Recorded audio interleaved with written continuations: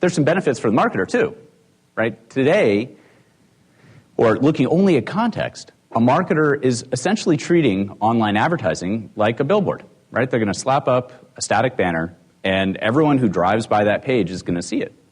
So I worked at Yahoo, and the example I always use is Yahoo Autos. Many people who go to Yahoo Autos are not actually interested in buying a car, right? They're the BMW lover, and they're going to read every article that's ever published about BMW, but not actually in market to buy a BMW.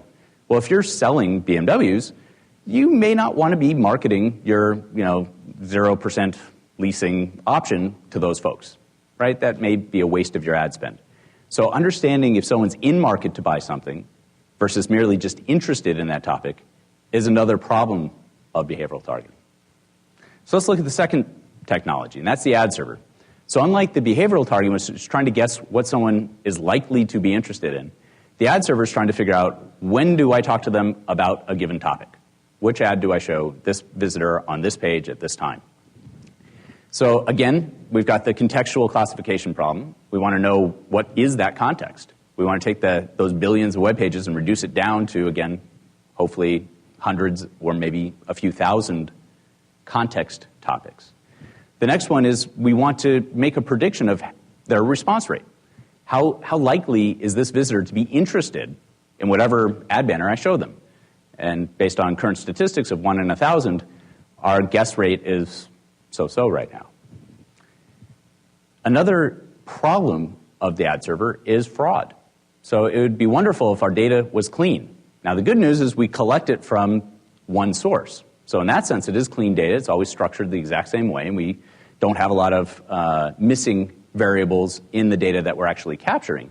Unfortunately, we've got false positives being thrown into our mix by two different types of actors. One is very small publishers. So very small publishers oftentimes want to make more money, and they think that if they click on ad banners, just like they click on sponsored keywords, they'll get paid more money. And sometimes they will. Some campaigns are not sold on that cost per thousand impressions. Some are sold on a cost per click basis. So if a publisher goes on his website and clicks on every single ad for an hour every day, he's going to make more money than someone who didn't. So there's an incentive for publishers, especially the small ones, to commit this type of fraud. The good news is we can usually identify that because we see these random users who come in and have click-through rates that are 100% on every ad ever shown them for a very small percent of time, and they come back frequently, and there's these patterns that we can detect, and therefore not necessarily show them paid ads. And sorry, I glossed over one piece of that eCPM. So it's effective cost per thousand impressions for this case of the pay per click or pay per action type campaigns.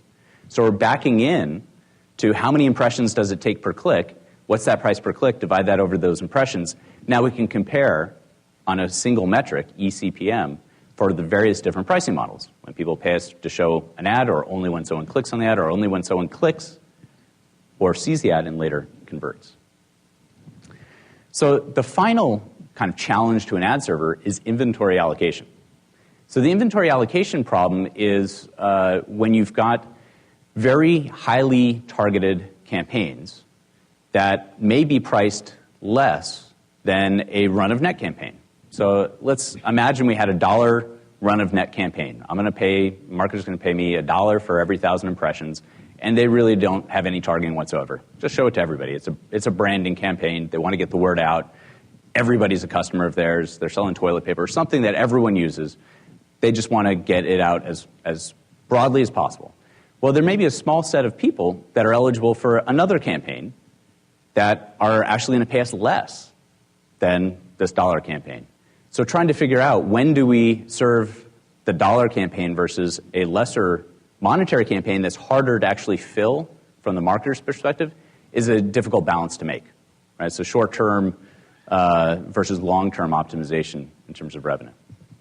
So if we look at what is better matching, better understanding visitors' interests, better matching of ads to visitors in context, better is measured for the advertiser in terms of ROI, return on investment. So they want to pay the smallest amount of money and get the biggest amount of return. That ratio would be a really high ROI. On the flip side, the publisher wants to maximize yield. They want to get paid as much as possible for every impression.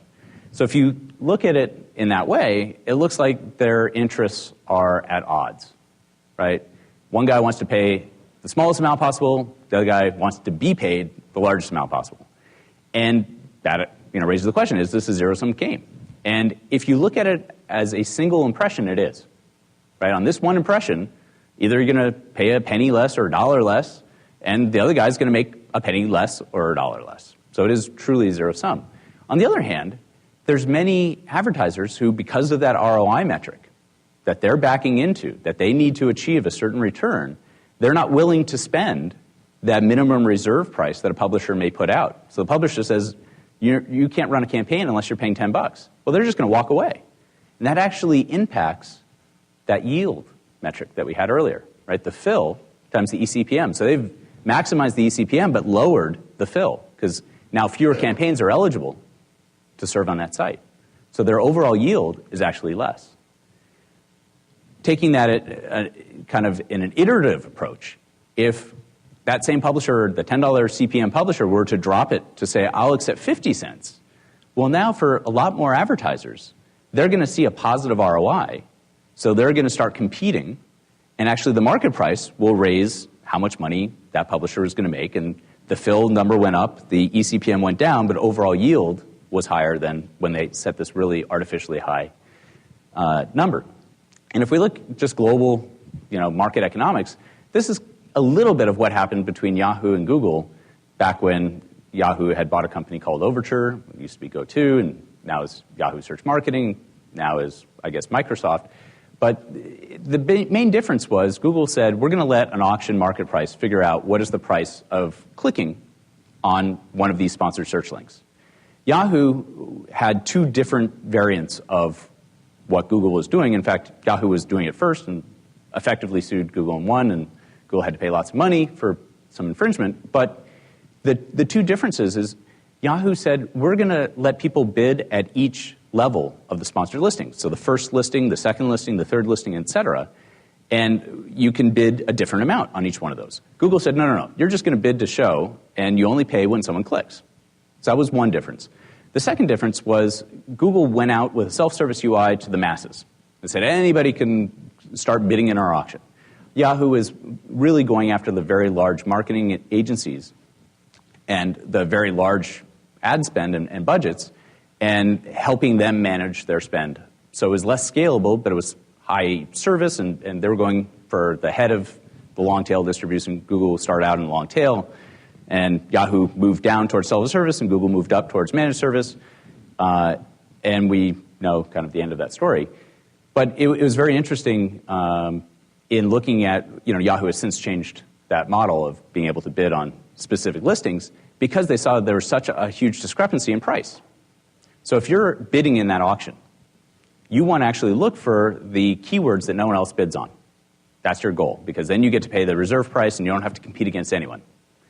If you're bidding for a highly competitive set of keywords, then market pressure is going to make that price go higher and your ROI may be lower. So what was happening in the Yahoo world is everyone wanted to be that first slot because the first slot happens to get much higher click-through rates on average. So that was where the competition was. But there was no competition or very little competition for the next slots. So people were bidding the reserve price. Whereas in the Google method, since people couldn't pick what slot they were bidding on, they were just bidding to even show up. And they only pay when people click, but they were still just bidding blind as to which slot they'd be in. Everyone was bidding for that competitive set. So Google was able to monetize all of the slots, so 3 to 5x the monetization rate of Yahoo just by that one trick alone, which I find quite interesting. All right, so let's go back to our ad server. What does it do?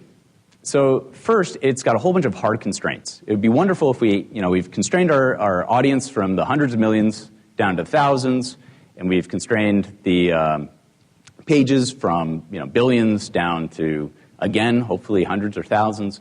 But there's additional constraints on our problem set, and that's the marketing constraints.